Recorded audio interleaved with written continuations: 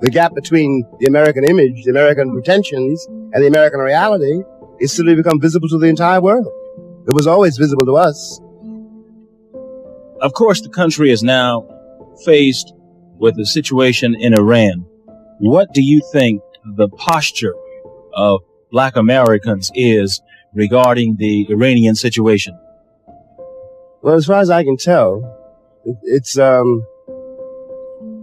well, I'm a street boy, so I'm talking about people I know. You know, I don't know about Negro bank presidents, for example, but the attitude of the people I know, and my own attitude too, is somewhat sardonic. First of all, leaving aside the ridiculous hoax of the rescue attempt, because that's a hoax. It's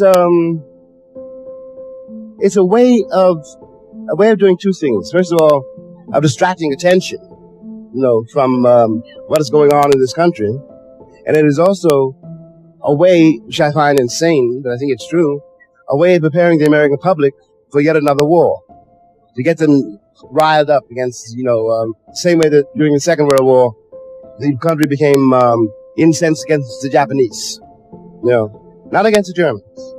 I bet you are. The Germans were never incarcerated, the Japanese were, and now it's the Iranians and other people like,